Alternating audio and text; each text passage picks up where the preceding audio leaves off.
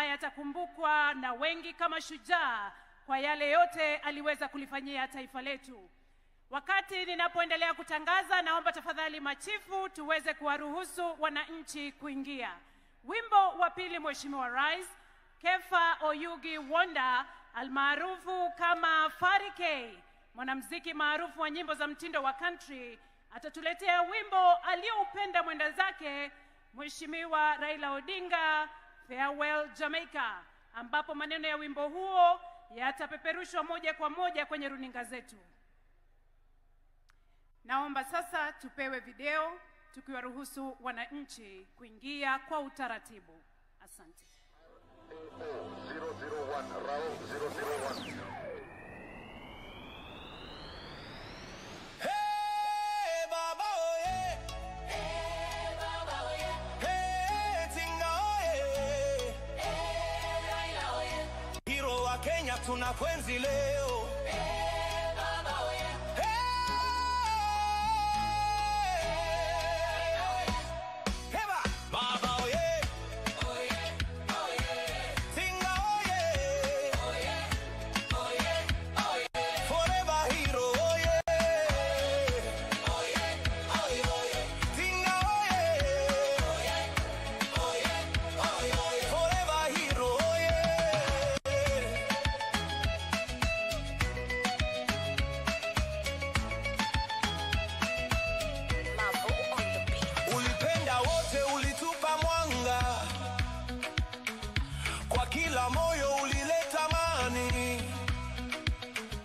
tulikupenda tukajifunza, kwako tuliona roho safi.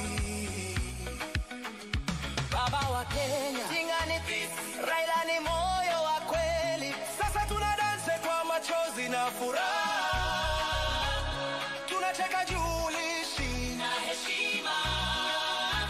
Kizazi kipya tuko kwa barabara, tunasema jina lako.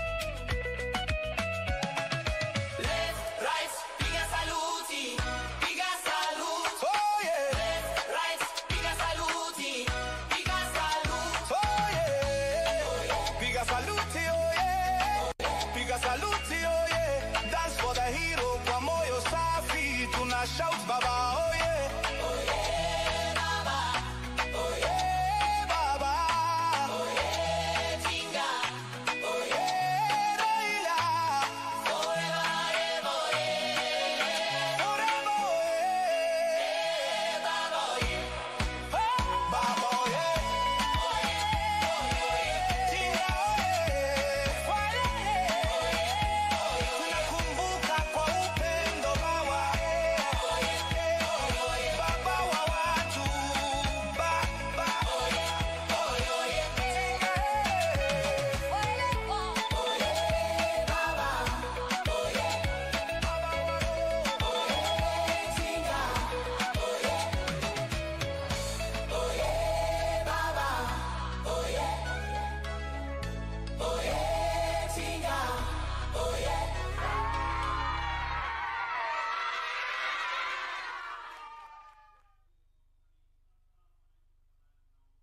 Keti tafadhali.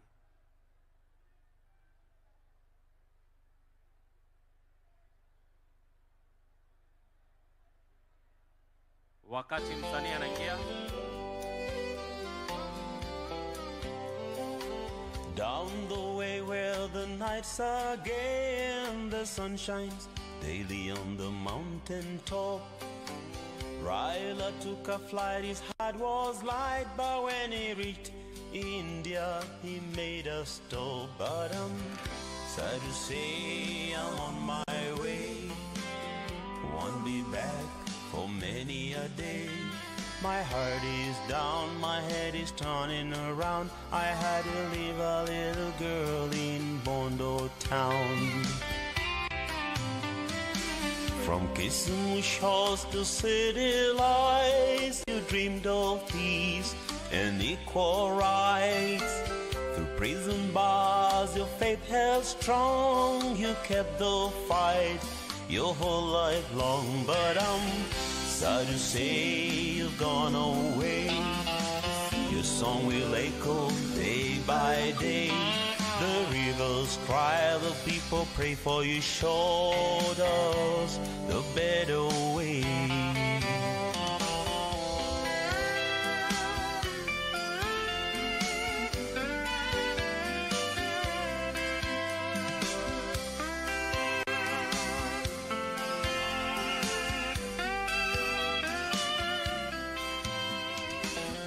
Baba walked the road of freedom's call. He stood for justice and gave his all. From Bondo to the world, he was known as Raila the Enigma. Rest in peace, Baba. Your race is done.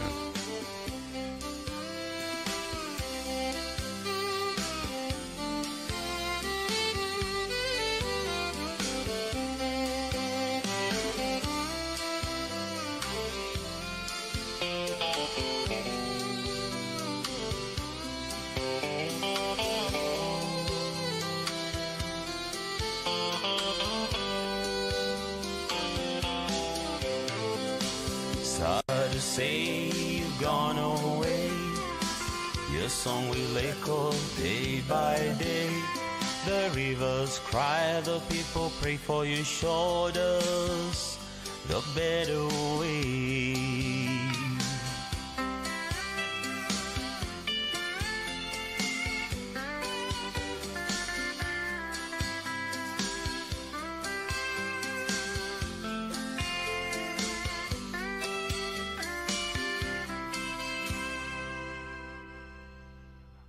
Asante sana mwimbaji wetu. Kwa ruhusa yako Mheshimiwa Rais, naomba Chiefs waweze kuondoka uwanjani, nikirejesha kwake mwenzangu Mike Gitonga kuendelea na ratiba yetu. Asanteni sana. Tumpigie Farike makofi tafadhali. A special dedication there to the late Excellency Raila Amolo Odinga. Your Excellency, sir, with your permission, naomba sasa nimwalike Governor wa Kitui, Governor Julius Malombe, to make some brief remarks as the wananchi continue to come in. Tumkaribishe Governor akija tafadhali ili atuneneshe machache. Karibu sana Governor wa Kitui.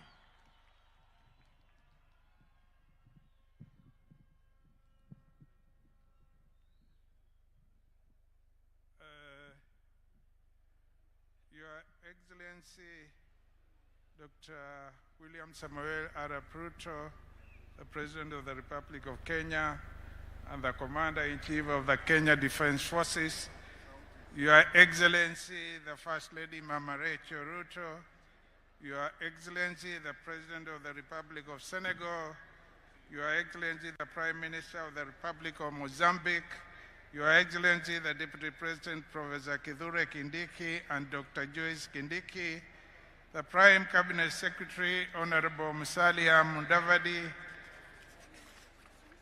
the Honorable Speakers of the Honorable Speaker of the National Assembly and the Senate, the Honorable Chief Justice and the President of the Supreme Court, and other judges who are here, Excellency Governors and Deputy Governors present, Members of Parliament, that is Senators and National Assembly members present, Cabinet and Principal Secretaries present, our distinguished heroes and heroines from all over the country, mabibi na mabwana, all protocols observed.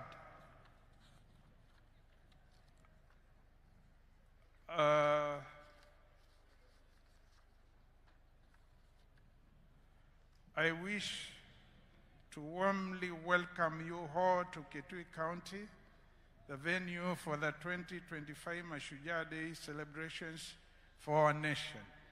Your Excellency, the President, the people of Kitui are grateful for the opportunity we have been accorded to host this year's Mashujaa Day at this magnificent 10,000-seater stadium recently constructed by your government in a record 4.5 months from June 2025 to October 2025.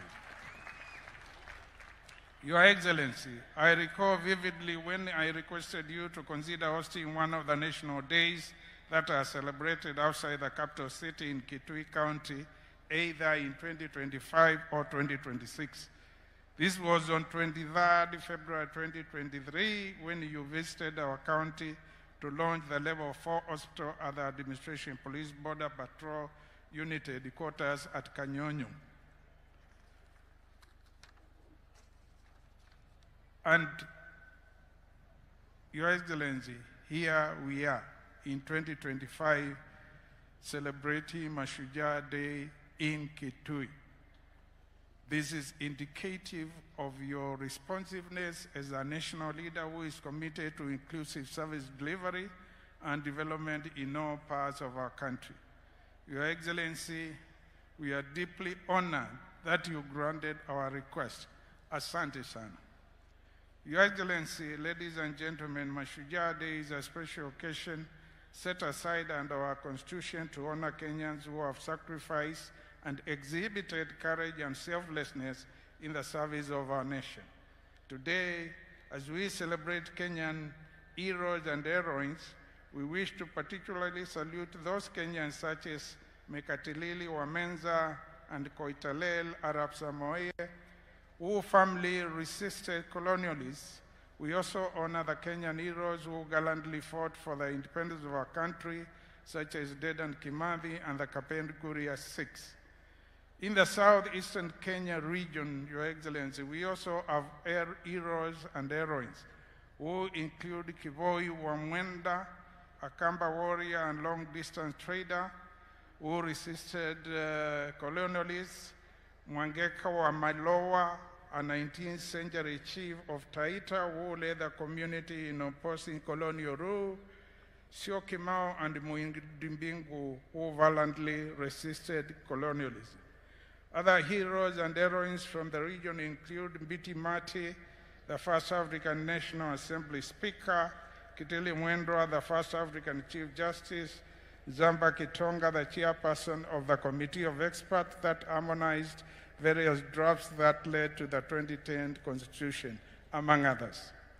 The bravery, courage, and resilience of these heroes and heroines are an inspiration to the current and future generations to build a united and prosperous Kenya. Your Excellency, in our country, heroes and heroines are found in all walks of life. They include persons who significantly contribute to our economic development through engagement in the micro, small, and medium enterprises, such as mama mbogas, border operators, juakali traders, barbers, salonists, hawkers, among others. Such heroes and heroines are also found among teachers, nurses, security officers, community health promoters, firefighters, athletes, fishermen, and farmers.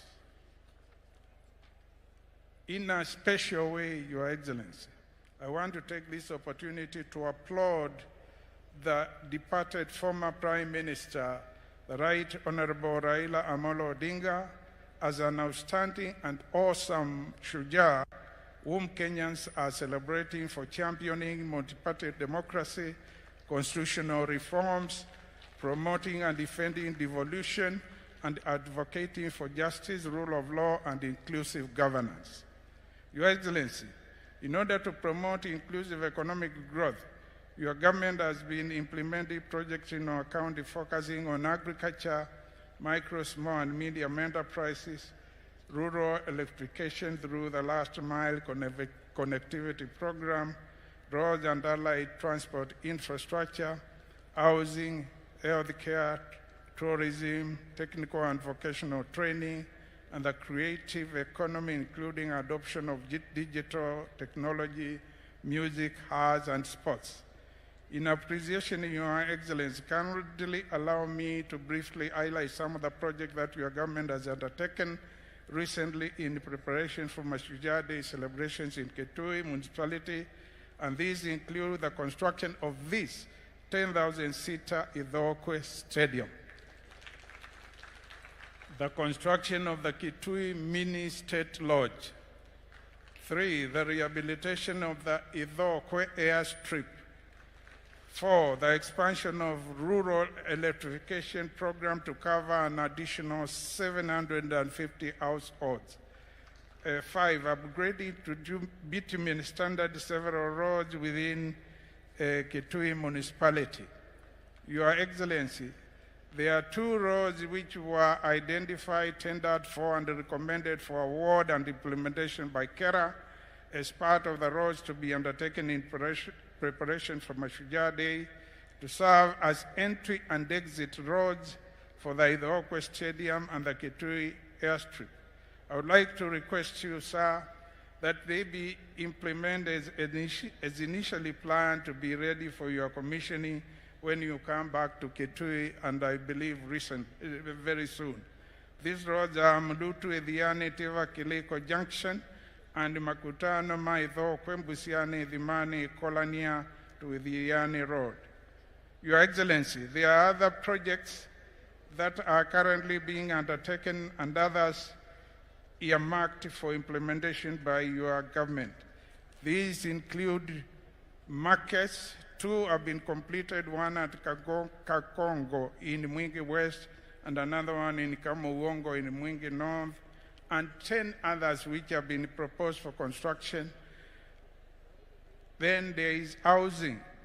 The proposed construction of over 2,000 affordable housing units in Kitui, Mwingi, Mutombo, and Kabadi towns, in line with your commitment to provide decent and affordable housing for low and income households in all parts of the country.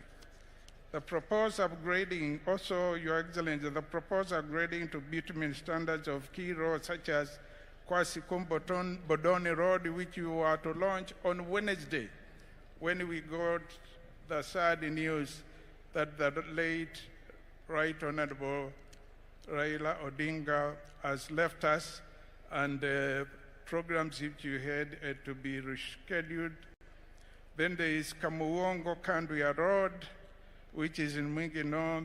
Then there is Chuluni, Zombe Mwitika Road, which is in Kitui East. And then there is Kuda Kanzikumuda Road, which is in Kitui South.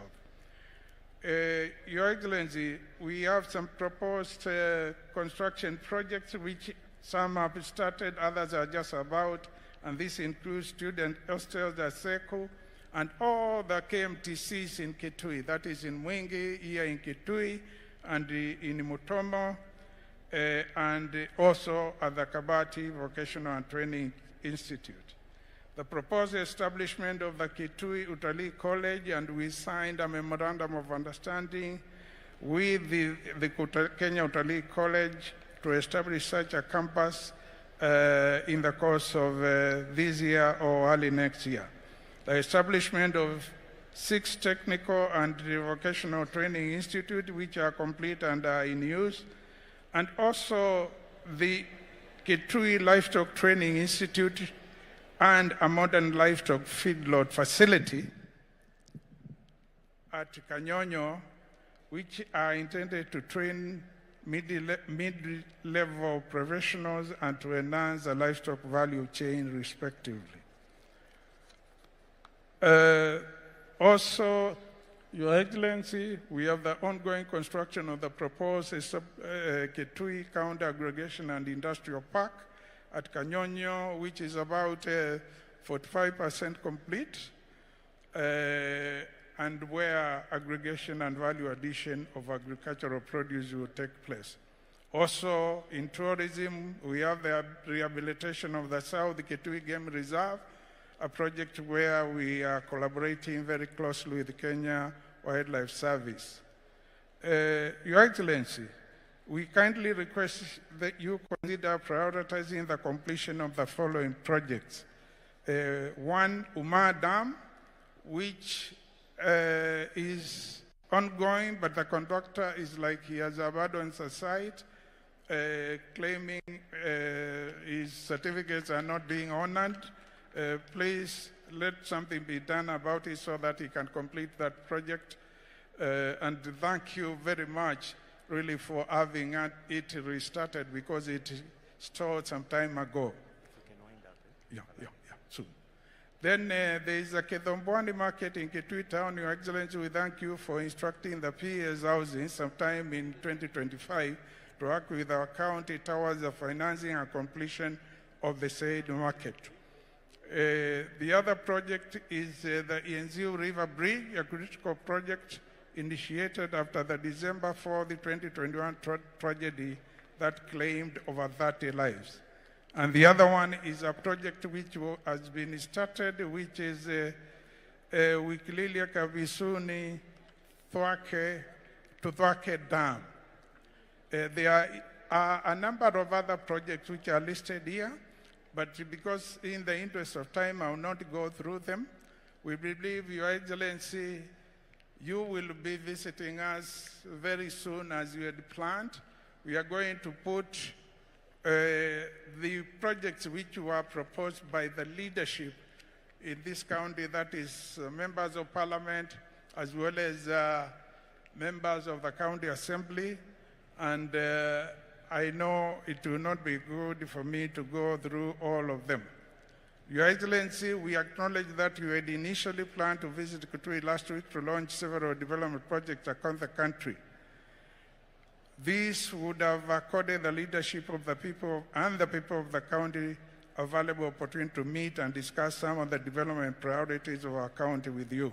However, in light of the passing of the former Prime Minister, you called off all scheduled public engagement as a mark of respect to our departed hero, a gesture for which we commend you highly. Your Excellency, as I conclude, I wish to take this opportunity to thank the Mashujaa Day technical and steering committees, which were led by Mr. Makori and PS Raymond Omondolo, respectively, and as well as the regional commissioner and the county commissioner and the county security committee, for the way we have worked closely, consulting and solving any problem which arises in a very amicable way. Let me reaffirm our shared commitment towards the implementation of projects that positively transform the lives of our people. And may this Mashujaa Day rekindle our spirit of service, patriotism, and unity as we build a stronger, more prosperous Kenya. Thank you, Your Excellency. Asante ni sana. God bless Kitui. God bless Kenya. Asante. Tumpongeze tena kwa makofi Governor Dr. Julius Malombe. Kwa sasa Mheshimiwa Rais, naomba unipe ruhusa nimkaribishe His Excellency the Deputy President of this great nation, Professor Abraham Kithure Kindiki. Tumpigie makofi tafadhali akija. Karibu sana Naibu wa Rais.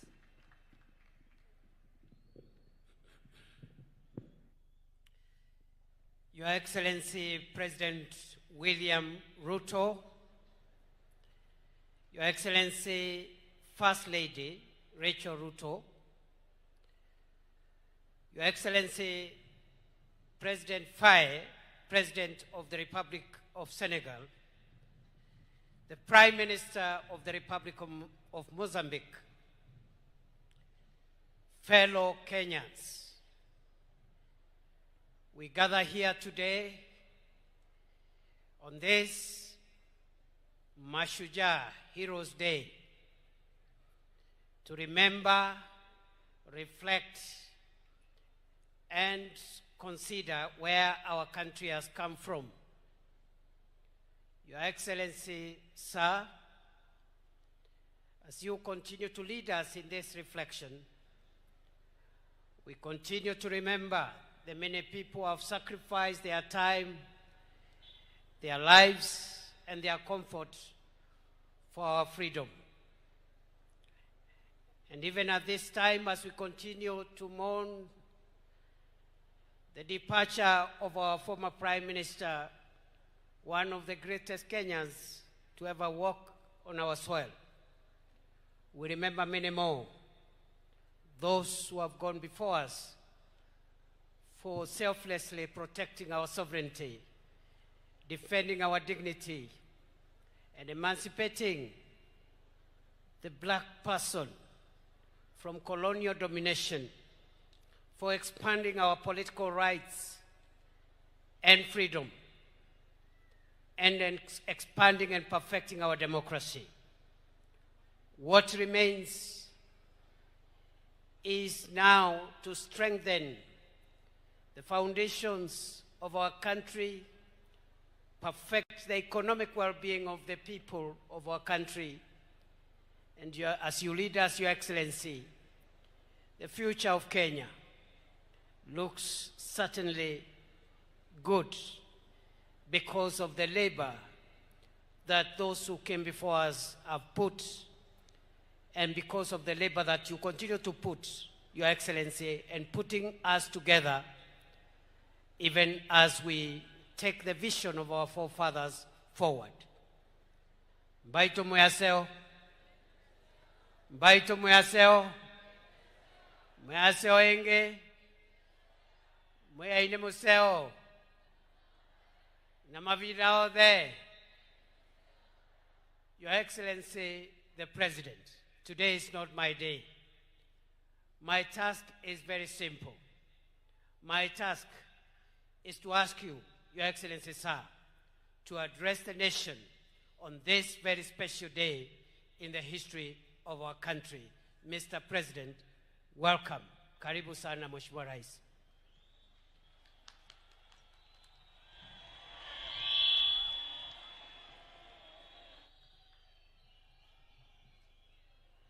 Asante sana. Ndugu wana wa Kitui, hamjambo? Kitui hoye! Mbaito muyaseo! Muyaseo inge! Muyaini museo! Na mavinda onde! Muyai taiwe! Bwana Yesu asifiwe! Hebu nione kwa mikono. Bwana Yesu asifiwe! Asanteni sana, tunaweza kuketi chini.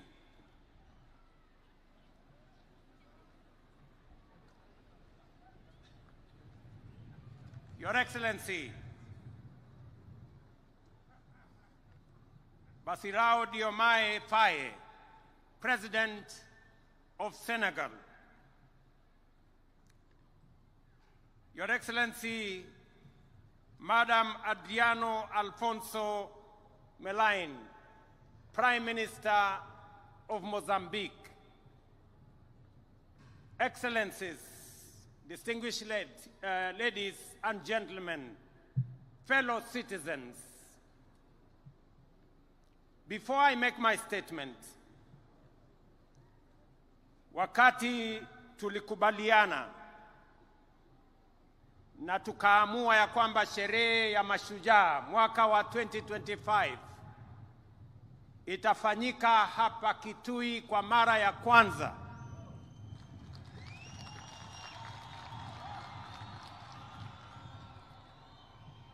Nilitafuta marafiki na leo tuko na bahati ya kuwa na rais wa Senegal, nchi rafiki, nchi ya Kenya. Ametutembelea sio tu Kenya, lakini ametutembelea hapa Kitui siku ya leo.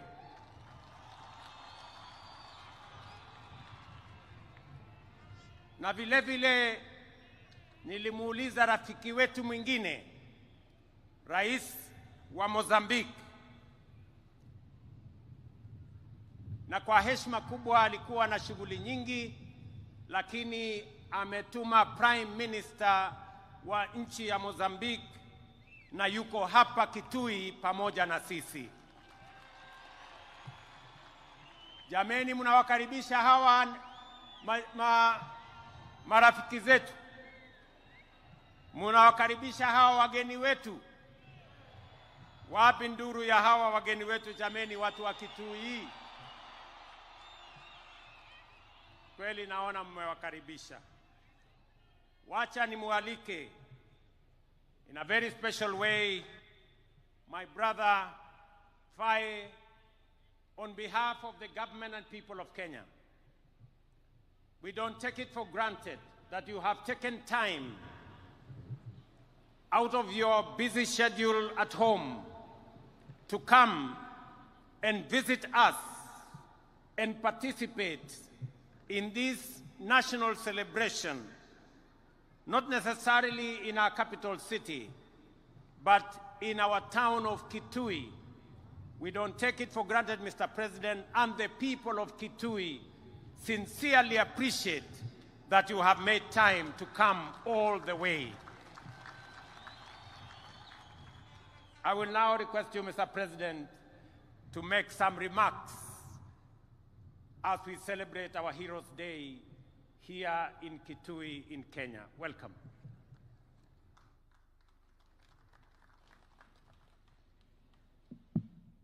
Thank you very much, Mr. President, my dear brother William Ruto, ladies and gentlemen, members of the Kenyan government, honorable members of the National Assembly and Senate, honorable members of Judiciary, ladies and gentlemen, members of the Diplomatic Corps, the Honorable County Governor of Kitui, ladies and gentlemen, habari za asubuhi. Before I begin, I would like first to take this opportunity to renew the heartfelt condolences of the people of Senegal to the brotherly people of Kenya on the passing of Mr. Raila Odinga, a former Prime Minister and a great leader in the political history of Kenya. I pay tribute to the memory of the illustrious departed and express my deep compassion to President Ruto, to his family, and to the people of Kenya. May his soul rest in peace. I would like to thank President Ruto for the warm welcome and all the attention we accorded to me and my delegation since our arrival in this brotherly country, home to the wonders of Masai Mara and Kilimanjaro. I am here in the invitation of my brother, President William Ruto, as a guest of honor on this day celebrating Kenyan heroes. I express my gratitude to him for this gesture that shows the excellent quality of relations between our two countries. I'm also here because I'm deeply committed to the duty of remembrance. Our heroes deserve all honors. They deserve our respect. They deserve our admiration. The celebration of Kenyan heroes who risked their lives fighting for the independence of their country is a great tribute that commands respect and pride. The members of Mau Mau National Liberation Movement suffered fierce repression at the hands of those whose sole aim was to perpetuate the colonial order. Jomo Kenyatta, Achieng Oneko, Bildad Kagia, Fred Kubai, Kangu Kurumba, Paul Kay, and their companions suffered the worst horrors of the colonial power, leading to the death of thousands of Kenyans, countless arrests, torture, and massive imprisonment. Their fate is a reminder that colonial history is not just about enslavement, but also and above all about struggle, dignity, and justice too long delayed. I would like to seize this opportunity to pay tribute to these worthy sons and daughters of Kenya and African whose memory must be etched out into our collective consciousness. I admire their courage and determination in the anti-colonial resistance. With their blood and sweat, they wrote a great page in the glorious history of liberation. Ladies and gentlemen, colonial repression was not an isolated case in Kenya. We suffered the same in Senegal, where anti-colonial national resistance movements blossomed against the European imperialist powers offensive in Africa. Our fellow countrymen suffered unspeakable repression. For instance, on December 1944 at Charoy Black Barracks, innocent and unarmed Senegalese riflemen, along with their brothers in arms from other African countries, were massacred by the colonial power. Their only crime was to demand the payment of their allowance, bonuses, and other entitlements. This was one of many premeditated criminal acts, and the facts are undeniable.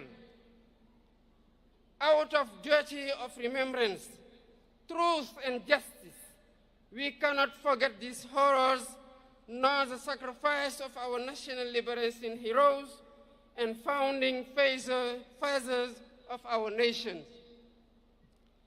The full history must be recalled.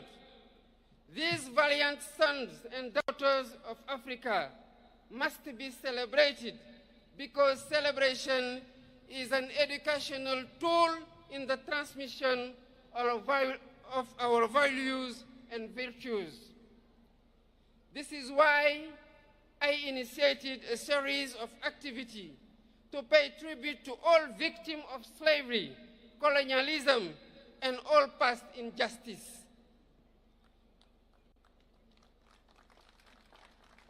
The first such initiative was to commemorate the 18th anniversary of the massacre of Senegalese riflemen last year.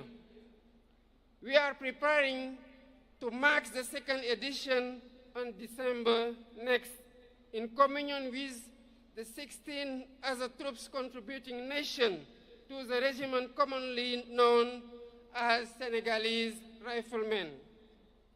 Ladies and gentlemen, to consolidate these various remembrance initiatives on the African continent, it is vital that we develop synergy in our efforts. I am on the view that to reclaim our history and restore the memory and dignity of these valiant Africans, we need to take several steps, including, first, build monuments and museums in honor of our heroes to serve as open spaces of reverence and remembrance. Second, build documentation and research centers to keep records, testimonies, and narratives about our heroes, while supporting research and education on this history of great African resistance fighters against slavery, colonialism, and worse form and injustice. Third, our streets, public squares, and buildings should bear the names of our heroes so that their sacrifice and faith of arms be etched into our daily life and collective history. Fourth, teach our history in our education curricula Thus, future generation will grow up with a thorough understanding of these episodes of our past. Fifth, instead throughout Africa, days dedicated to our heroes, like the one we are celebrating today. This is what will sustain the memory of our heroes, just as sustainable energy solution, the theme of this year's celebration, will help transform our lives. With the mastery of energy and sufficiency production capacity, Africa shall build the foundation of her development, the engine for her economic transformation, and foster technological and social innovation. Long live to memory of Kenyan heroes. Long live the memory of African heroes. I thank you for your kind attention. Wapi makofi ya Rais wa Senegal jameni. Asanteni sana. Sasa nimuite kwa heshima kubwa Mama Prime Minister wa kutoka nchi ya Mozambique. You're welcome, Your Excellency, to make your statement. Please. Karibu.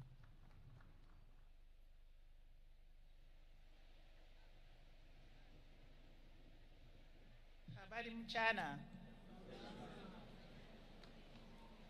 Sua Excelência William Ruto, Presidente da República do Quênia. Sua Excelência Bassirou Faye, Presidente da República do Senegal. Excelências, minhas senhoras, meus senhores, todo o protocolo observado.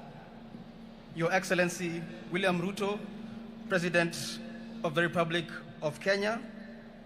Your Excellency Bassirou Faye, President of the Republic of Senegal. Excellencies, ladies and gentlemen, all protocols observed.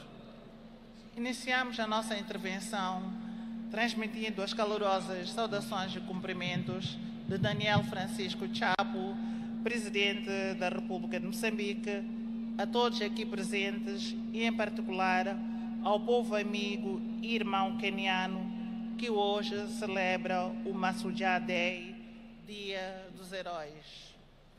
I begin my remarks by conveying warm greetings and best wishes from His Excellency Daniel Francisco Chapo, President of the Republic of Mozambique, to all those present here today, and in particular to the friendly and brotherly people of Kenya, who today celebrate Mashujaa Day, the Day of Heroes. Manifestamos os nossos mais sentidos pésamos e condolências ao povo, governo queniano e a família enlutada pelo desaparecimento físico de Sua Excelência Raila Odinga. We extend our deepest condolences and heartfelt sympathy to the people and government of Kenya and to the bereaved family on the passing of the late Right Honorable Raila Odinga.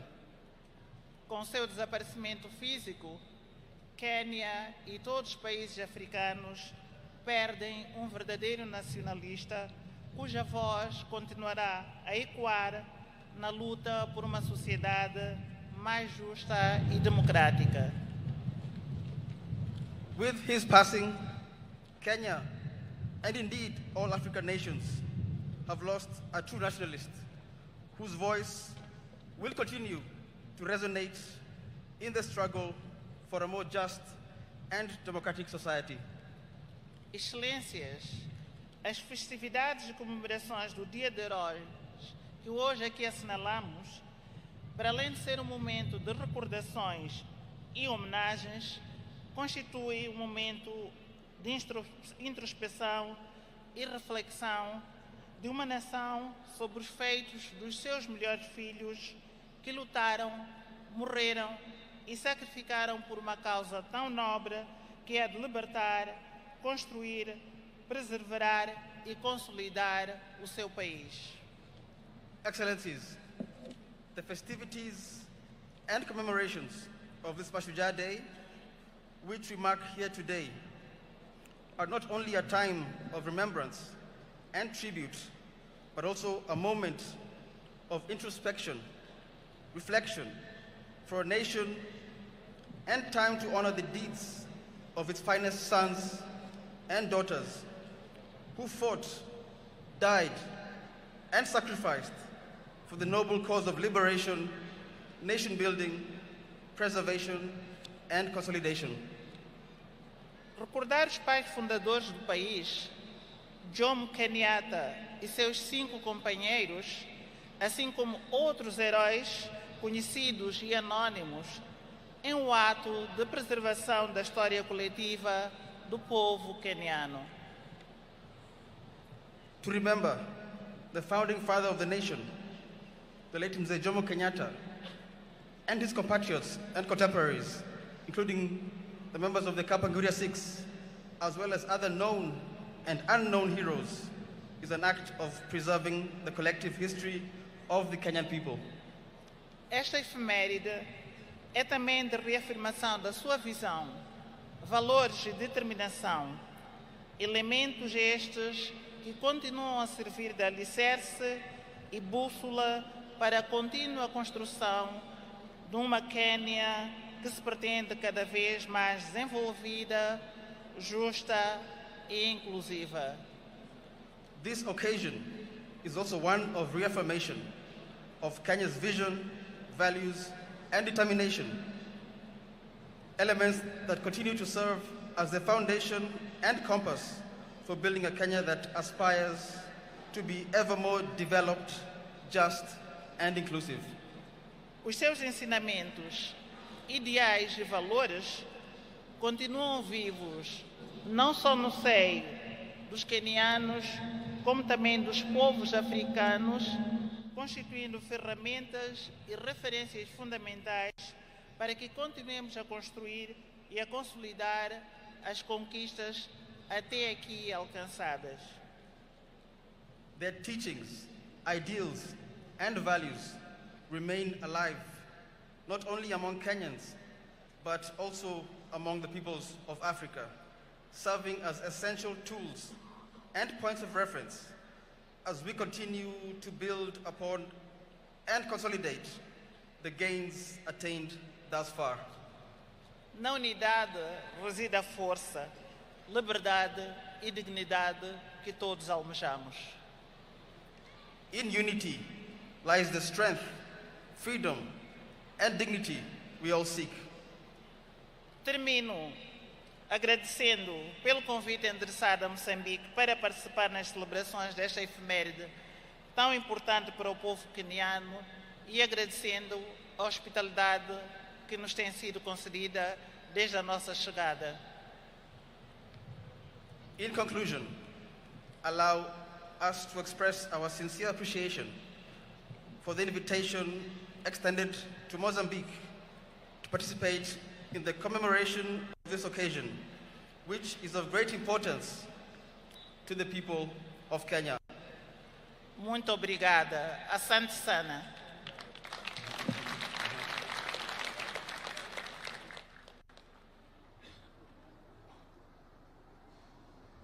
Asante sana Mheshimiwa Prime Minister.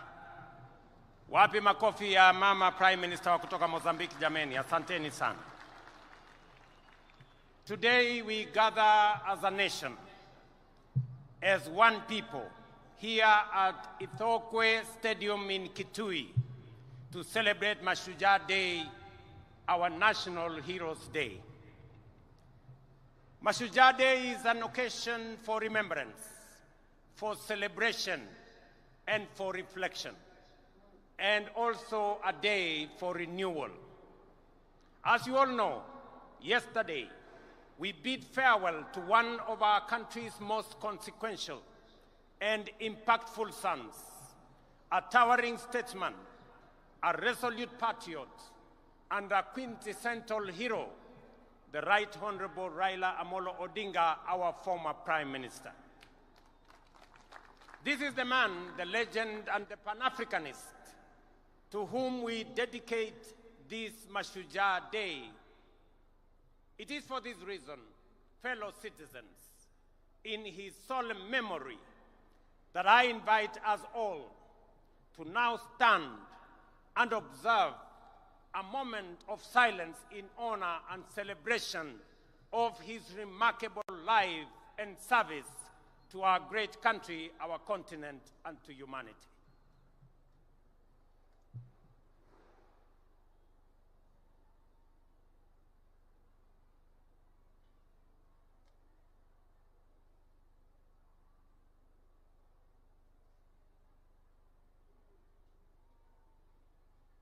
Thank you very much.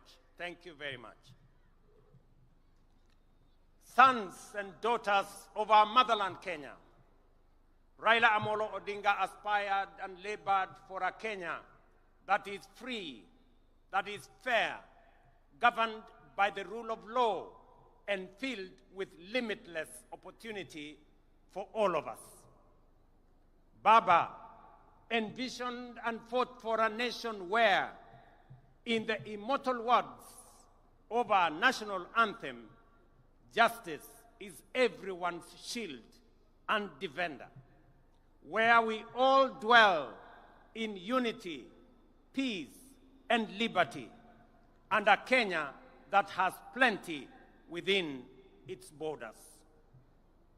It goes without saying that it is precisely because of great and irrepressible giants like Raila that we find within ourselves the courage and inspiration to go further, to dream bigger, and to pursue higher ideals. For greatness and nobility are never achieved by settling for the ordinary or the comfortable.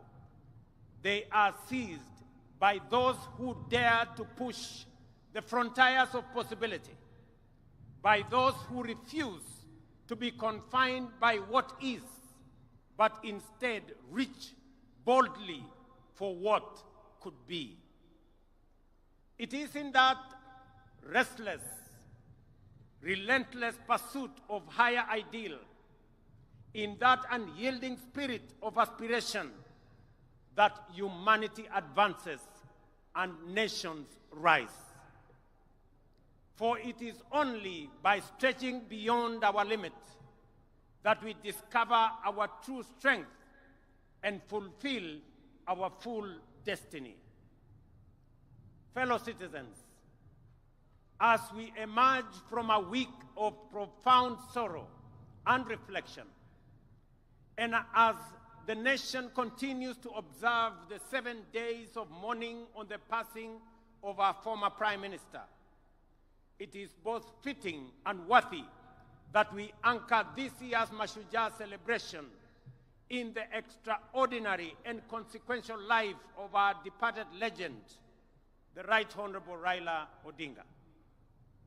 In honoring his memory, we also draw from his journey of enduring lessons of courage, service, and unyielding love for country. The first lesson that Baba taught us is to put country above self. Time and again, he reminded us that no disagreement is greater than our unity, no ambition more important than our peace, and no personal interest higher than the welfare of our nation. He famously declared that he would shake the hands of his rivals, whether he won or lost, because he loved Kenya more than he loved Raila Amolo Odinga. That was the measure of the greatness of a man.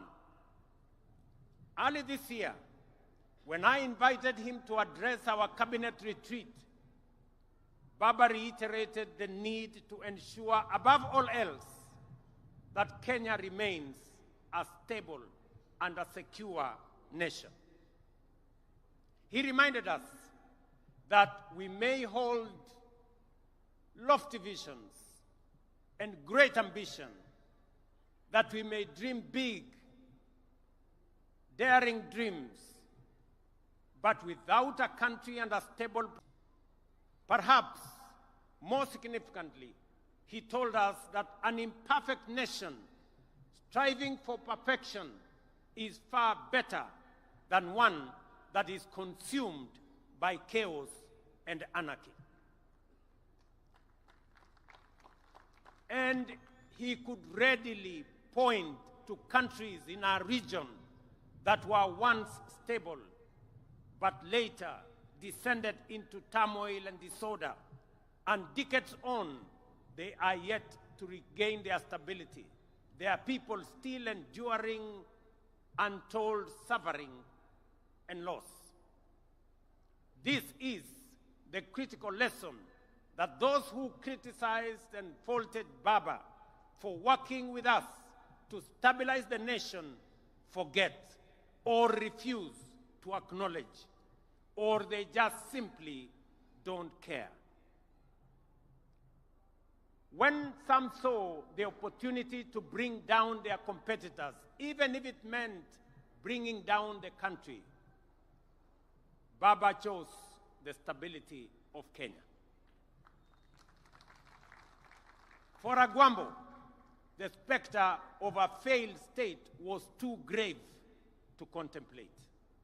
He understood that leadership is not about personal pride, but about preserving the republic, not about victory in politics, but about preserving the stability of the nation we love, Kenya. Second, fellow citizens, Raila's love for Kenya was deep, steadfast, and unconditional. He once told us that if he were to die and God asked him where he would wish to be born again, he would say without hesitation, "Take me back to Kenya." Such was the depth of his devotion to our beloved nation. He knew that Kenya, like all nations, was not perfect, that nation building was work in progress, that it is only renewed with every generation. He understood that we are an imperfect people, always striving towards a more perfect union. Yet even in our flaws, he saw magic and beauty. In our struggles, he discerned promise, and in our contradictions, he could pick out hope and unity. To Raila, there was no place on earth more worthy of devotion, no people more deserving of faith, and no dream more noble than the Kenyan dream. Thirdly, Baba's life was an example of always choosing and closing ranks for the common good. When our nation faced turbulence last year, for example, I reached out across the political divide. Baba was the first to come to the table to help steady the ship of state, leading to the formation of the broad-based government that has since stabilized our economy and our nation. That is what heroes do. When the stakes are high, they rise above partisanship and put the country first. Even during the last election campaigns, when fate placed us once again on opposite sides of the political divide, Baba spoke words that will echo through generations. He said, and I quote, "I have been to the mountaintop. I have seen the glory land. I may not get there with you, but together we will get there." End of quote. In those words lay the essence of his leadership: selfless, visionary, and anchored in faith that Kenya's destiny transcends any individual. He reminded us that collaboration, even with rivals, is not an act of political convenience, but a sacred pact. For Baba, it was never about him becoming president. It was about Kenya having a good president, and Kenya moving from a third world status to a first world status in a short time as possible, so that we, as a people and as a nation, can realize our true potential. The glory land that he saw at the mountaintop is the better, the greater, and the more perfect union for which we must now, on this Mashujaa Day, dedicate ourselves anew. Fourth, our former Prime Minister was a foremost preacher of national unity. He tirelessly reminded leaders and citizens alike that our overarching identity is not defined by tribe, region, or creed, but by the sacred bond of being Kenyan. He often urged us to think Kenya first, to let the idea of one nation under one flag rise above all else. And he lived by that creed. When in 2002, he stood before the nation and declared Kibaki Tosha, it was not because he was unaware of where President Kibaki came from. It was because he saw, beyond geography and ethnicity, he saw Kenya as one united nation under God. Fellow countrymen and women, it would therefore be a desecration of his legacy if we were to allow ourselves to be divided by sectarian interests, by the peddlers of hate, or by the see nothing good about Kenya battalion. The fifth lesson from Baba's life is one of unshakable faith in the future. He was a die-in-the-wool eternal optimist. Through every trial, setback, and triumph, the Right Honorable Raila believed that Kenya's best days were still ahead. He endured prison, persecution, and political defeat, yet never surrendered to bitterness or gave in to hopelessness. His optimism wasn't anchored on naivety. It was courage in motion. His life was a constant reminder that no setback is final, no dream too distant, and no obstacle insurmountable for a people determined and are united by purpose. At this juncture, fellow patriots, allow me to share reflections on the future of our great country, drawn from my intimate and wide-ranging conversations with the Right Honorable Raila Amolo Odinga in the final months of his remarkable journey, as well as with leaders from across the political divide. In our engagements, Baba often spoke with immense passion and at times frustration about the pace of our national progress. He would often wonder why nations like South Korea, Singapore, or Malaysia, which were once at par with Kenya just a few decades ago, had leapt forward to first world status while we still grappled with the basics. In those moments of honesty and deep introspection, we came to a shared conclusion that the true driver of national development is leadership. And I repeat, is leadership. Not leadership focused on the next election, but leadership that aspires to impact the next generation. Leadership that dares to dream beyond its time and even its capacity. Leadership that is bold, visionary, and relentless in pursuit of the common good of our nation.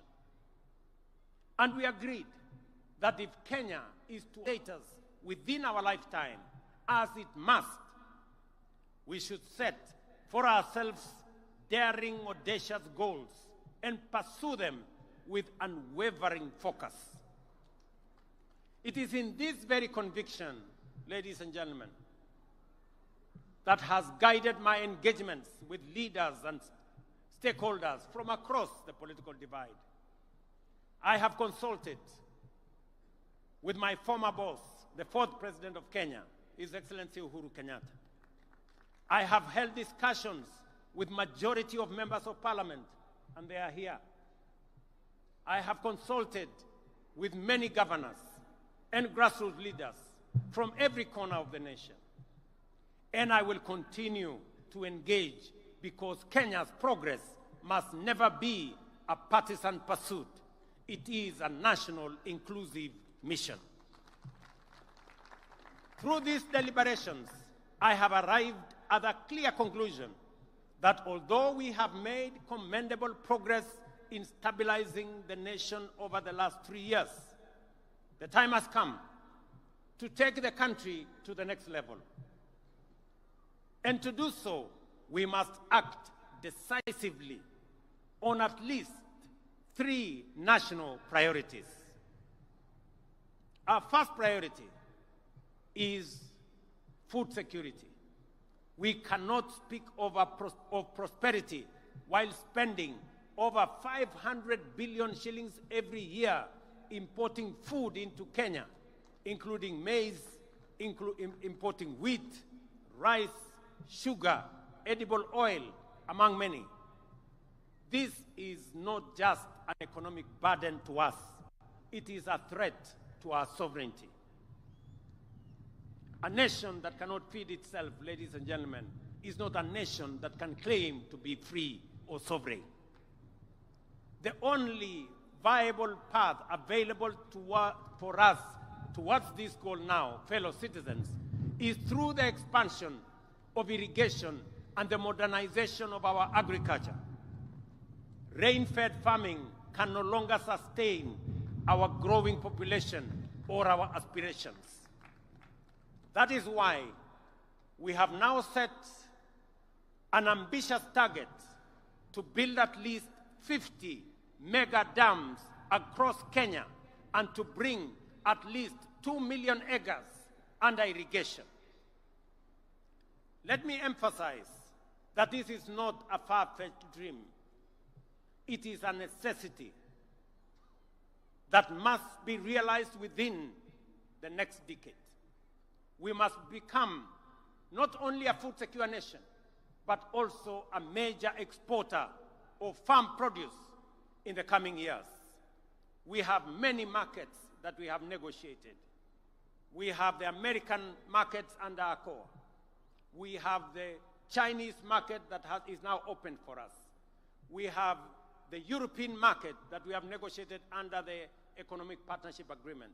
We have the Africa Continental Free Trade Area market of 1.4 billion that we can export to.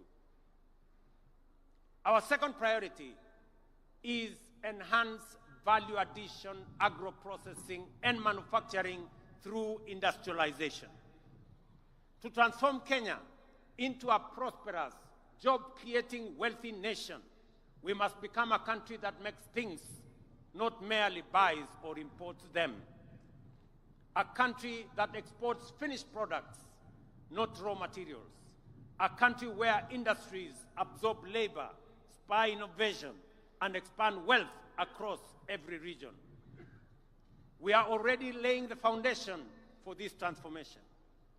Through the Africa Growth and Industrialization Initiative, and in partnership with the Afri-Exim Bank, we are establishing special economic zones in different parts of Kenya, in Rea Vipingo, in Dongo Kundu, in Naivasha, in Sagana, in Thika, in Nakuru, in Eldoret, in Busia, in Kisumu, and many other special economic zone areas that we are finding land. These zones will host textile, agro-processing, assembly, and light manufacturing industries create of thousands of jobs. At the county level, as was mentioned by the governor of Kitui here, we are rolling out county aggregation and industrial parks in all 47 counties. These parks will link farmers to processors, entrepreneurs to markets, and small entrepreneurs to national and regional value chains. We are unwavering in our vision that everything Kenya produces must be processed in Kenya. Tea must leave Kenya not as raw leaves, but as packaged, excellent tea. Coffee, not as cherries, but as a premium blend for international markets. Cotton, not as lint, but as fabric and fashion. Hides, not as raw skin, but as leather shoes and bags branded, made in Kenya. But we cannot industrialize, ladies and gentlemen, without reliable, affordable, and sustainable energy. That is why we have set our sights on expanding Kenya's energy generation capacity from the current 2,300 megawatts to at least 10,000 megawatts within the next decade. As a former Minister for Energy, Raila Odinga was a strong advocate for the rapid expansion of our energy capacity through multiple sources, including hydro, geothermal, solar, wind, and also energy. Just for the record, already a lot of research is going on the development of the first nuclear energy plant in Kenya, in Siaya County. With abundant energy, we shall power factories, light every home, and drive Kenya to become the industrial hub of East Africa and the continent. Our third critical area of focus is infrastructure development. Again, Baba, who also served as a Minister for Roads and Public Works and Housing under the late President Kibaki, often reminded me that no economy can flourish without world-class infrastructure.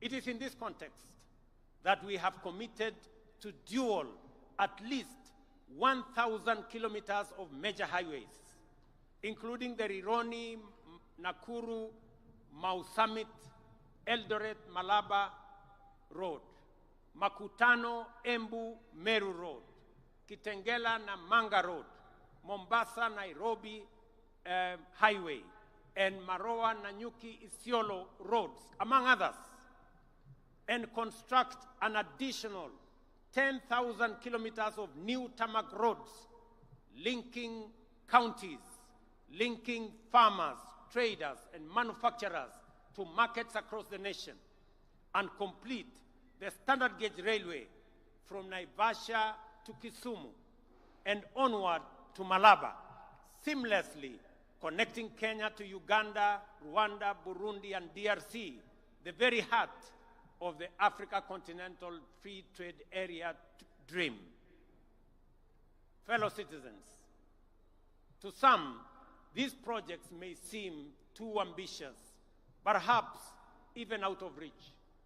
But this is precisely where bold, visionary, and heroic leadership comes into play, the kind that Raila Odinga embodied.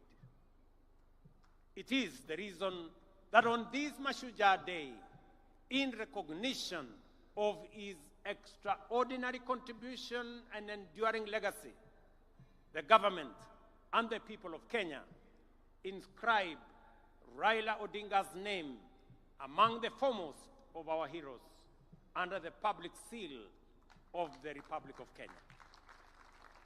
On behalf of a grateful nation and through the authority vested in me as president, I have today posthumously conferred upon the Right Honorable Raila Odinga the highest honor of the Republic, the Chief of the Order of the Golden Heart of Kenya.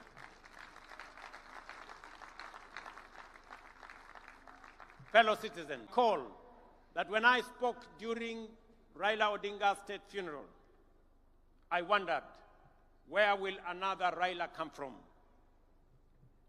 The truth is, there will forever be only one Raila Amolo Odinga, a single spirit, a towering patriot, and a hero for ages. But if we, the people he so deeply loved and served, choose to live by the lessons he's taught us, to love Kenya more than we love ourselves, to put unity above division, to aspire for greater, and to serve with courage and conviction, then we can become a great nation of 50 million heroes. And in doing so, Kenya will rise from the heights once thought unimaginable within our generation. That, fellow patriots, is our noble challenge on this Mashujaa Day. Kabla sijamaliza hotuba yangu, ndugu wananchi wa Kitui na Kenya, kwanza mimi nataka niwashukuru sana wananchi wa Kitui kwa sababu mmekuja kwa wingi sana. Tuko na halaiki ya watu wengi sana hapa Kitui leo, na mmekuja hapa kuunganisha na kuungana na ndugu zenu wananchi wa taifa letu la Kenya.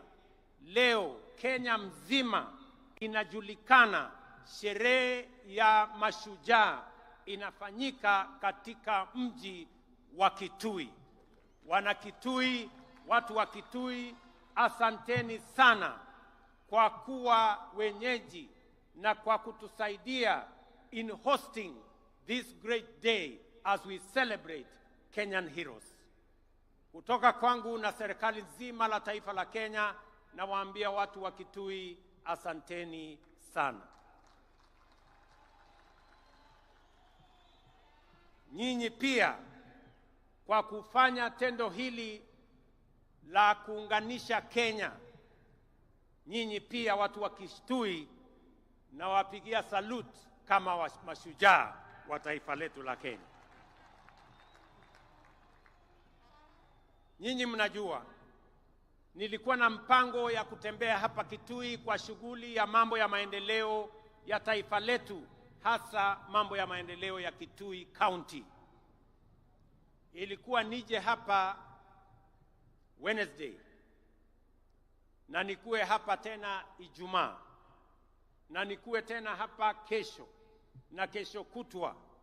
Nilikuwa nimepanga safari ya siku 5 hapa Kitui na pia katika sehemu zingine za Ukambani. Lakini kwa sababu ya msiba tuliopata, hiyo ziara yangu sasa nitaipeleka mbele kidogo. Wiki 2 zijazo mimi nitakuwa hapa. Mimi nitakuwa hapa. Na nitakuwa hapa makusudi kwa sababu Kitui, Ukambani kwa siku nyingi imewachwa nyuma. Na mimi nimesema kwa vyovyote Mungu anijalie hii Ukambani haitawachwa nyuma tena. Nataka munisikize jameni, ndugu zangu watu wa Kitui. Sisi ni wananchi wa taifa moja. Sisi ni wananchi wa nchi moja, taifa letu la Kenya. Siasa ya zamani ya ubaguzi, siasa ya migawanyiko na chuki na ukabila ndio imetuletea hasara ya sehemu zingine za Kenya kuachwa nyuma kwa sababu ya siasa duni ya kubagua wananchi wengine. Ndio mimi nimesema kwa vyovyote hii Ukambani haitawachwa nyuma tena. Mnanielewa? Wacha nirudie. Maneno ya zamani ya kusema sijui bomwe, sijui betwe, Ukambani ikabaki nyuma, haitatendeka tena. kueneza siasa ndogo ati maskini jeuri. Iko maskini jeuri ya kufanya nini? Hakuna umaskini itabaki hapa Ukambani. Tunataka tuungane, tushirikiane, tufanye kazi kwa pamoja. Nataka mnisikize ndugu zangu watu wa Ukambani. Hii stadium tulijenga kama serikali ya Kenya. Tumeweka hapa milioni 750 tujenge hii stadium na bado haijakamilika. Tangojea pengine mwezi moja ikikamilika, tumejenga kila mahali, tumeweka parking mzuri, nitakuja kufungua rasmi ikiwa imekamilika. Na ni kwa sababu tunafanya hivi sio Ukambani peke yake. Tunafanya hivi katika taifa letu la Kenya. Pia nimeamrisha wizara ambayo inahusika na michezo pia tujenge stadium kama hii pale Machakos, na tujenge stadium kama hii pale Wote, pale Makueni, kwa sababu nchi ya Kenya ni nchi ambayo inajulikana na ni mashuhuri kwa mambo ya michezo, na sababu hiyo stadium and infrastructure ya mambo ya michezo lazima tuwe nayo. Wewe Waziri Mburia unajua vile utafanya tukamilishe hii, ili mapema mwaka ujao tuanze Machakos na tuanze pale Makueni, kwa sababu tunataka Ukambani itembee sambamba na sehemu zingine za taifa letu la Kenya. Hapa vile vile tumejenga uwanja wa ndege. Mimi nataka niwaeleze ya kwamba hiyo uwanja haijakamilika. Bado tutajenga terminal building. Tunataka hiyo uwanja ikae kama viwanja zingine za ndege sehemu zote za Kenya. Hapa vile vile kiongozi gavana amesema kuna barabara tulisema tumetengeneza. Kuna zingine zimekamilika, kuna zingine bado. Mimi nataka niwahakikishie yale yote ambayo tuliweka katika mpango yetu tutakamilisha, kwa sababu tunataka wakati tunabadilisha Kenya pia Ukambani inabadilika. Sio hivyo peke yake. Nyinyi mnajua ya kwamba mlituuliza tujenge barabara kutoka Kibwezi, na mlisema hiyo barabara iende mpaka ishikane kule Mwingi. Hiyo barabara tulijenga ikakuja ikakwama mahali fulani pale. Mahali inaitwa kwa siku ama ni kwa nani? Kwa siku hapo. Sasa mimi nataka niwatangazie. Mahali hiyo barabara ilikwama. Sasa nimetafuta pesa ya kuikwamua, kujenga ifike Migwani mpaka ifike Mbondoni, iungane na barabara ya kwenda Garissa. Tunaelewana jameni? Na nishamwambia Waziri Davis Chirchiri yuko hapa kwamba hiyo barabara sitaki tena mambo ya barabara hiyo kukwama. Tunataka tukamilishe hiyo barabara, kwa sababu mpango yetu ni kuhakikisha ya kwamba Kenya inasonga mbele. Nyinyi mnajua hizo barabara na miradi mingine nyingi zilikwama kwa muda mrefu kwa sababu tulikuwa na matatizo na uchumi wa taifa letu la Kenya. Na niliwauliza kwa unyenyekevu, mnipatie nafasi kidogo ninyoroshe mambo ya uchumi. Sasa mimi nataka niwatangazie uchumi wa Kenya sasa iko steady.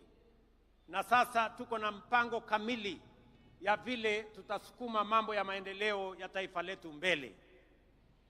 Vile vile viongozi wetu hapa walituuliza ya kwamba kuna barabara ingine ya kutoka Chuluni kwenda Zombe mpaka Mwitika.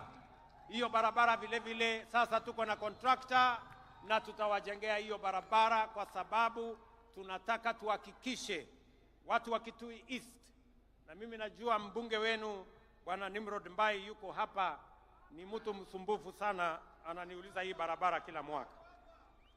Vile vile nimeongea na mama anaitwa Rachel Nyamai ya kwamba barabara ya kutoka Ikudha kwenda Mudha mpaka Mutomo hiyo barabara, na tayari tumepata contractor wa kujenga hiyo barabara. Vile vile mnajua kuna barabara ilikwama kule Mwingi, ile barabara ya kutoka Kamuongo kwenda Kandwiwa. Hiyo barabara vile vile sasa tuko na pesa ya kukamilisha section ambayo ilikuwa imekwama pale. Vile vile nyinyi mnajua tumepoteza watu wengi, vile governor alivyosema pale Enziu Bridge. Hiyo daraja imekuwa daraja ya maafa. Mimi nataka niwaeleze sasa watu wa Ukambani, waziri yuko hapa, nimempatia maagizo na nimesema kabla ya Februari mvua ianze mwaka ujao, hiyo daraja iwe imekamilika, ndio tusiwe tena na maafa katika hiyo barabara. Tumeelewana watu wa Ukambani na Kitui? Vile vile nataka mnisikize kwa makini. Hapa Kitui pia tuko na mpango mkubwa ya kusambaza stima. Nilikuwa nije hapa hiyo siku kwa sababu ya harakati hiyo ya kusukuma stima. Mimi naelewa kupitia kwa viongozi wenu ya kwamba bado tuko na wananchi wengi hawajafikiwa na huduma ya stima. Ni kweli ama si kweli? Sababu hiyo serikali ya Kenya imetoa pesa shilingi bilioni 2.2 kuunganisha manyumba ya wananchi hapa Kitui 16,500 mpya between now and February next year. Hizo manyumba 16,000 tutakuwa tumeziunganisha stima, na baadaye tutakubaliana, baada ya hiyo awamu tutapanga tena vile tutahakikisha kwamba stima inafika kwa manyumba zenu na tunaondoa giza, ndio shetani ashindwe. Mimi vile vile nataka niwaeleze ya kwamba hapa Kitui kupitia program yetu ya affordable housing markets pamoja na hostels tumewapatia budget ya shilingi bilioni 15 ya Kitui. Tayari tuko na projects ya shilingi bilioni 7. Tuko na soko, mmesikia governor akisema soko kubwa ya Kitui Town. Hiyo soko kubwa ya Kitui Town sasa tutaichukua kutoka county, tutaimaliza na tutakamilisha. Vile vile soko ya Mwingi Town. Pia pale Mwingi Town tunataka kujenga soko kubwa kwa sababu mji wa Mwingi ni mji mkubwa. Vile vile kuna soko ya mahali inaitwa Kalundu. Ni mnajua mahali Kalundu iko. Na soko pale Kabati pia tunataka kujenga soko kubwa. Na vile vile Mutomo tujenge soko kubwa. Alafu tuko na soko zingine 10 katika sehemu mbalimbali. Soko yote tunajenga hapa Kitui ni soko 14 mpya ambayo itasaidia wakulima wetu waweze kupata mahali ya kupeleka mazao yao isiharibike. Tuwe na storage, tuwe na cold room, tuwe na mahali ya kuuza, mahali kuna heshima, mahali kuna maji, mahali kuna stima, na mahali wale wote wanaofanya hiyo biashara wanaweza kuendesha biashara hiyo bila ya matatizo yoyote. Vile vile sasa tumepatiana kandarasi ya hostels ya vijana katika TVET zetu, universities hapa Kitui. Wanafunzi 5,600 watafaidika kutoka hostels ambazo tumetangaza kandarasi na tutajenga in the next 1 year ziwe zimekuwa complete. Mimi naelewa vile vile kwamba hapa Kitui tuko na shida ya mambo ya maji. Kweli si kweli? Mnajua tuko na damu kubwa hapa Ithookwe. Na hiyo damu imejengwa muda mrefu.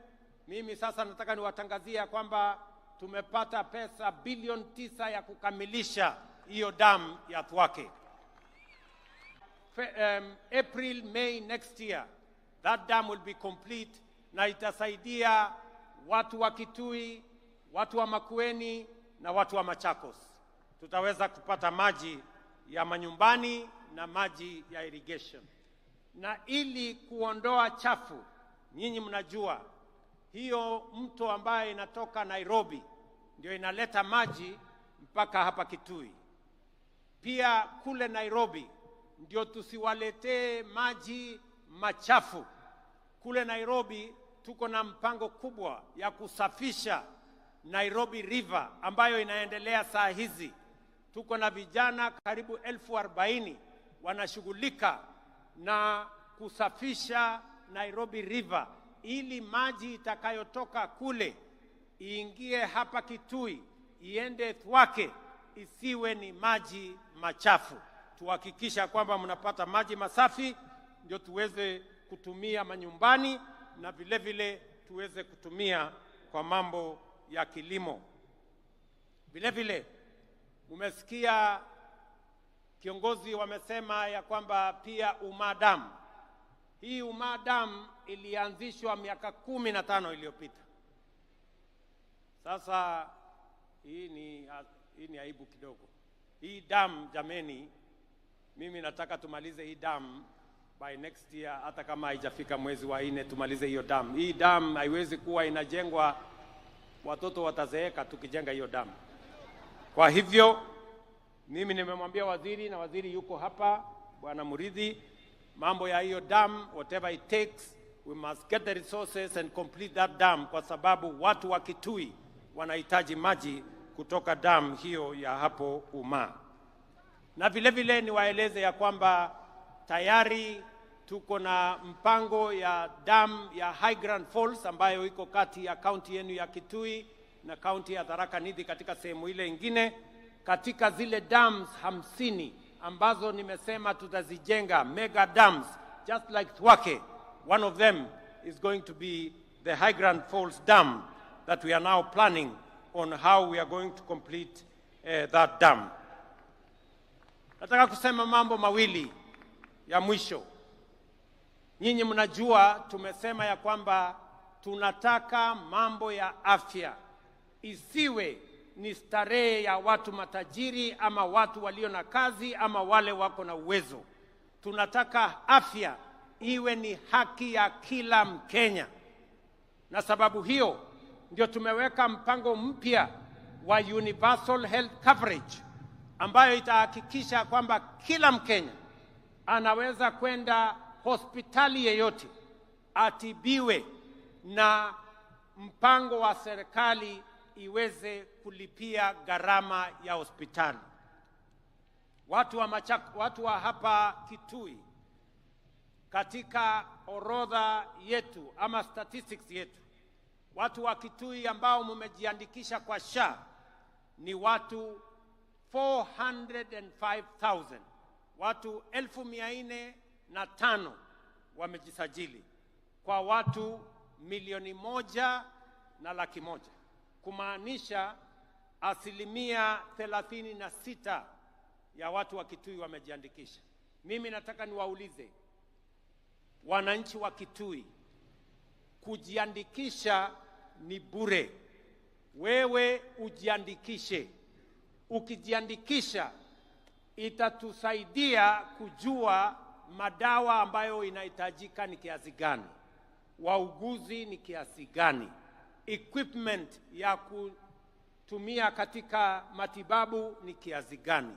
Na vile vile tumeweka pesa ya serikali kusema kila mwananchi, wewe mtu ya Kitui, ukienda kwa hospitali na umejiandikisha kwa SHA, utoe evidence yako kwamba umejiandikisha kwa SHA, utatibiwa, utadungwa sindano kama ni kudungwa sindano, ama upatiwe dawa kama ni kupatiwa dawa, na serikali ya Kenya itakulipia, usilipe chochote. Na kama kuna hospitali inalipisha wananchi, mimi nataka wananchi wapige ripoti kwa polisi, kwa sababu gharama ya hospitali tumeweka pesa ya serikali ya kulipia gharama ya hospitali wote. Kitui mnanielewa? Kitui mnanielewa? Mimi vile vile nataka nitangaze nikiwa hapa Kitui leo kwamba katika mpango wetu wa kupanga ajira na usaidizi wa vijana wa Kenya, tukishirikiana na benki ya kimataifa ama World Bank, tuko na pesa shilingi bilioni 20 ya vijana wa taifa letu la Kenya. Na katika hiyo mpango tunataka vijana 800,000 ili tuwajumuishe katika mipango tofauti tofauti. Tumewaambia vijana wa Kenya wajiandikishe pale katika mtandao *254#. Hapo ujiandikishe, utakuta mahali imeandikwa hapo nyota. Uingie hapo ndani ujiandikishe. Number 1, kama wewe ni kijana,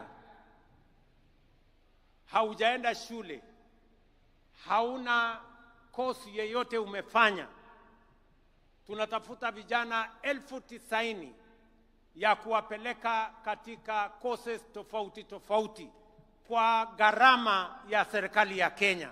Hautalipa chochote, lakini tutakupeleka college na utapata vile unaweza kujisimamia ukiwa sasa umepata course ama umepata ufundi wa aina tofauti tofauti.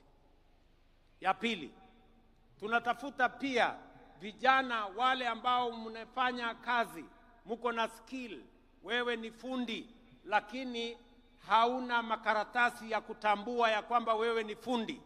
Pia tuko na mpango ambayo inaitwa recognition of prior learning, ili wewe ambaye uko na ujuzi, uko na ufundi tayari, uko na skill tayari, tukusaidie, tukufanyie recognition of prior learning ili ukuwe na certificate. Wakati unaenda mahali unaenda kutafuta kazi, sasa utakuwa na stakabadhi ya kujua ya kwamba wewe ni fundi wa aina hii ama aina nyingine. Ya tatu, pia tunatafuta vijana wenye biashara ndogo ndogo. Kama wewe ni kijana wa miaka 19 ama kati ya miaka 19 na 29, tunatafuta vijana 1,100 tutakao wapatia kila mmoja wao 50,000 kuendesha biashara zao. Vijana mko, munisikize vizuri. Ijumaa, Friday 24th, hii inakuja. Leo ni Monday, unahesabu Tuesday, Wednesday, Thursday, Friday. Katika kila constituency tunafanya verification ya vijana ambao wako na biashara, ili tuwasaidie na pesa muweze kuinua biashara zenu, ili mchangie katika kuzalisha uchumi wa Kenya. Ndio sote tuungane tufukuze umaskini katika taifa letu la Kenya. So on Friday there will be verification in every constituency in Kenya, the 290 constituencies. There will be verification of the young people who will then benefit from resources that will help them grow their businesses. And I am asking that in this verification, we are looking for 100,000 young people so that we can give each one of them 50,000 shillings for them to enhance their businesses wherever they will be. And I want to ask all leaders, viongozi wetu, magavana, wabunge, MCAs, tusaidiane ili vijana ambao wanafaa kupatiwa hizi pesa tuwatambulishe, ndio tuinue hali ya uchumi ya vijana wetu, wakati tunazidi na kupanga vile vijana wetu wote watajumuika aidha kwa biashara ama kwa kazi, ndio tuweze kusukuma taifa letu la Kenya mbele. Mwisho, na mimi nataka niseme tutaanza disbursement ya hiyo pesa tarehe 4 mwezi ujao. In another 2 weeks we will start the disbursement of the money to the youth that will have been identified beginning 4th of next month, 4th of November, in the coming 2 weeks, so that we can run that program and see how many young people can benefit from that program. Hapa Ukambani, mimi najua kilimo yenu kubwa ni mambo ya pulses, cowpeas, na ile peas zingine zote pamoja na ndengu, na vile vile matunda, oranges, pamoja na mangoes. Na nishaongea na viongozi wa sehemu hii. Gavana wenu Malombe nishaongea na yeye, anajua, we spoke sometime last year on a comprehensive plan of making sure that those agricultural products that can be manufactured from this region are elevated and become part of our bottom-up economic transformation plan to make sure that every part of Kenya, kama tunasaidia wengine kwa mambo ya kahawa na chai na sukari na mahindi na ngano, hapa Ukambani vile vile tunaweza kuwainua kwa yale mimea ambayo yanazalishwa katika sehemu hii. Ndugu watu wa Kitui, mimi nataka nimalizie kwa kuwauliza jameni. Na wauliza ninyi watu wa Kitui, nikiwauliza ndugu zetu wote wa taifa letu la Kenya. Imefika wakati katika taifa letu la Kenya, vile nimesema, tuwache kuagiza vyakula kutoka nje. Inawezekana tuzalishe chakula ya kutosha Kenya. Tunatumia zaidi ya bilioni 500 kila mwaka kuagiza chakula kutoka nje. Na ndio nimesema, ili tuweze kuhakikisha kwamba tunazalisha chakula ya kutosha, ili tuweze kuwa na products ambazo tutatumia katika masoko ile ambayo tumepata, ni lazima sasa tuwe na pesa ya kutengeneza dams ama mabwawa ya maji 50, yale yanaitwa mega dams, ndio tuweze kuzalisha chakula kutokana na kunyunyiza maji mashamba yetu, because all indications are that we are slowly exhausting land that we can generate food from rain-fed agriculture. That is why we need to build 50 mega dams, even if it will cost us between 900 billion and 1 trillion shillings. That money we can raise here in Kenya. We need to generate more energy. We cannot industrialize. We cannot be a manufacturing country if we have only 2,300 megawatts of energy. We need to generate, at the minimum, 10,000 megawatts so that we can power our industries. We can power our agro-processing and value addition and create products that we are going to export to the markets that we have already negotiated. And thirdly, we must build infrastructure. The late Raila Odinga told us, you cannot be a progressive first world country without first world infrastructure. We need to do more roads. That's why I've said we need to do 10,000 kilometers of tarmac. We need to do more dualing of roads. We need to do our airports. We need to do infrastructure that is going to support the progress and the prosperity of our nation. I want to ask us, I am asking leaders here in Ukambani, I am asking leaders, members of parliament from across Kenya, governors from across Kenya, I am asking political leaders from across Kenya that we hem in together, we rally together and lift this nation. Kenya is ripe for transitioning from a third world country to a first world country because we have what it takes and we have the resources that will lift this country forward.